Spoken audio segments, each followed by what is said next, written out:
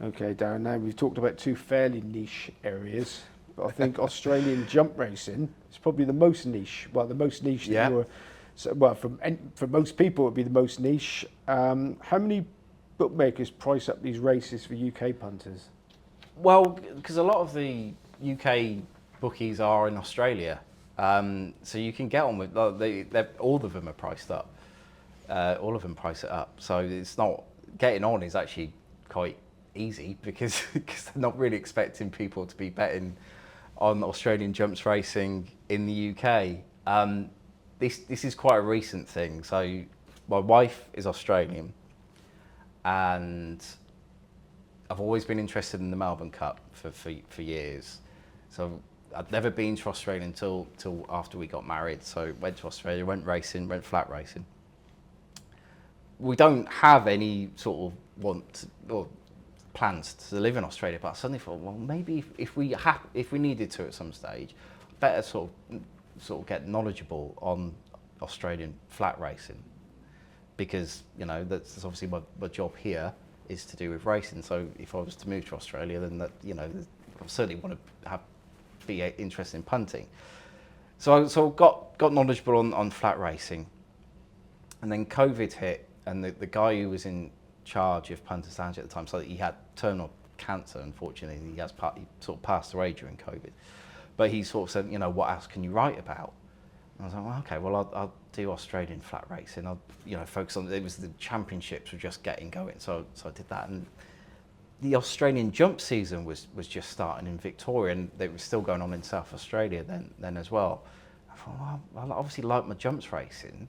I've watched a bit of jumps racing. I've watched the Grand Annual at Warrnambool is their sort of big race. I sort of watched that in the past. I thought, maybe I'll start focusing on this, seeing if there's an avenue there. And what you find is that the same horses tend to run most weeks, because basically they'll almost have a meet. It's not, but during the summer it's almost every 2 weeks on a Sunday. Earlier in the season, there's a few more meetings.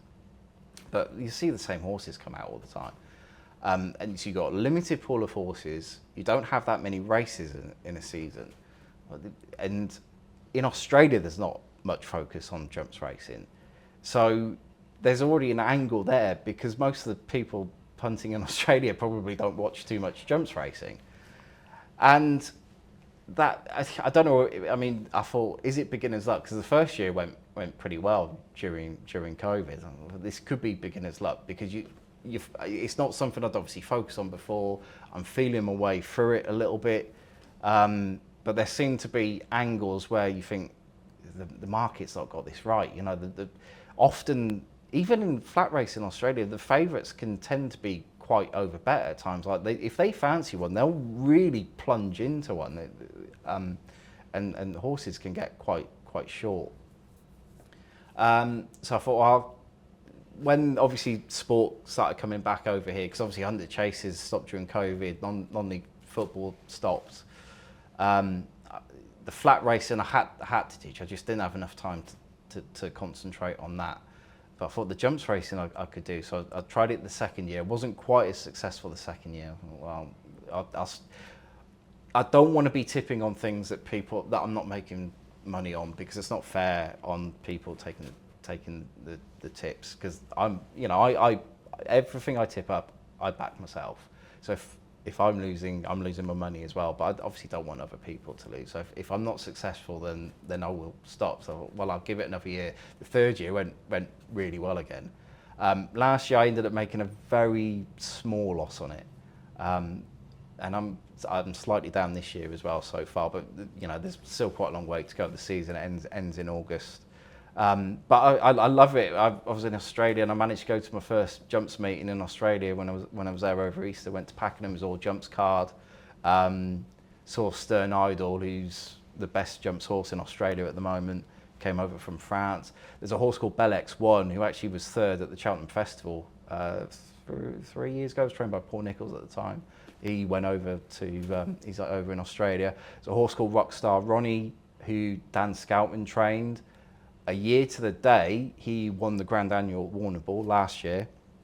Almost a year to the day, he'd won at Warwick, won about £5,000. in Australia, he won about, I think it's about £175,000. So even though jumps racing isn't so big, the prize money is still pretty good. And yeah, I just love it. And again, it's another niche area where I think where you can exploit the market because there's not as much focus on it. Okay, now we've talked about football, hunter chasing and Australian racing. A lot of your information, a lot of the stuff that you know more about than nearly anybody else, you've shared for free. Yeah.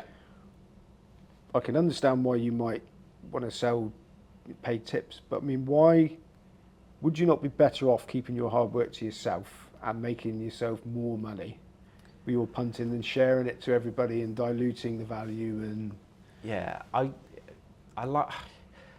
always liked, I enjoy the writing process. I sometimes find that it helps when it comes to select. There'll be not so much with the hunter chasers, but with the non-league football, I will start to write a preview thinking I'm going to tip up a team, and I'll actually think, I don't actually fancy it as much as I thought I did, and I'll take it out. Whereas if I wasn't writing that preview, I probably would still back it because I think I put more thought because I know that I'm sharing these tips out. So that focuses the mind because you know that other people, now I'm paid, people are paying me for my opinion and they're then putting their money on as well. So it really concentrates the mind. Because I'm focusing on niche areas, I'm quite passionate about non-league football and I'm passionate about point-to-pointing and hunter chases. And I want to help increase the popularity, I suppose, the focus on those areas.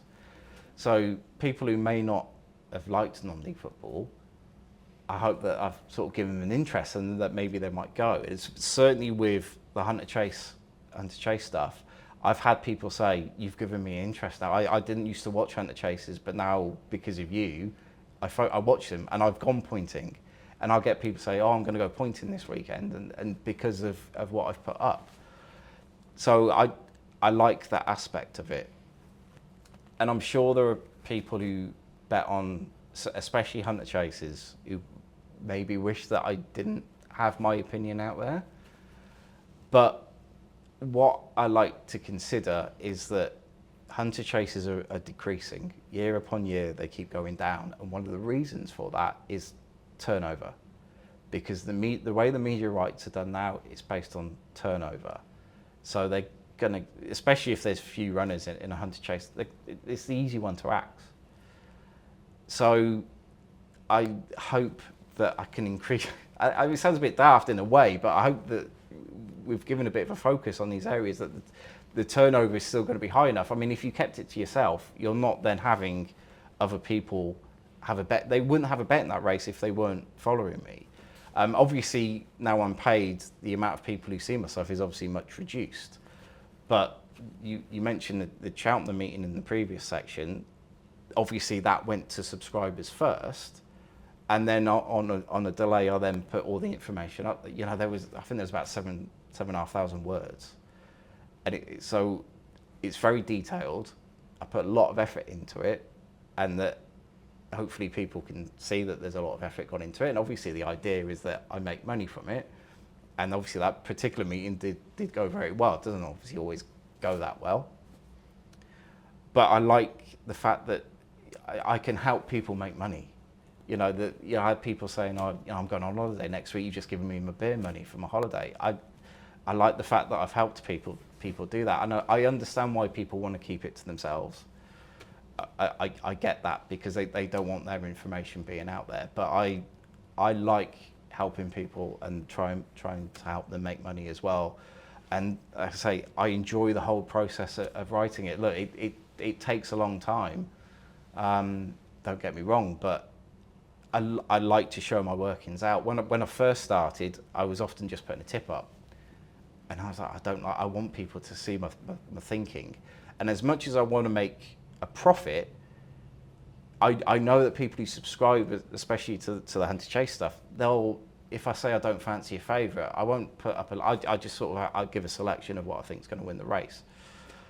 but they might lay the favourite because I don't fancy it, even though I won't actually put that up as a tip. So they can use what I've written however they want. If they want to just blindly follow my tips, they can blindly follow my tips. If they want to use what I've written to come up with their own selections or, you know, their own way of punting on a race, then they can do that as well. So it especially the hunt and chase stuff, it encompasses the whole sport. Yes, I want to make a profit, but there is other avenues to the previews. Now the paradox of all this is, all these people are making money from bookmakers, but from what I can gather, your entire life has been employed by bookmakers. So you've worked, pretty much. Yeah, so you've worked for Ladbrokes, William Hill and Coral, and then back to Ladbrokes in that order. William Hill gave you the break in journalism via Ceefax. Anybody old enough to remember Ceefax? Yeah, I love that job, BBC Ceefax. Yeah, so I was working in the betting shop. I used to work in the betting shop for Ladbrokes, and then I moved to William Hill in Gloucester during uni, and then after I finished uni.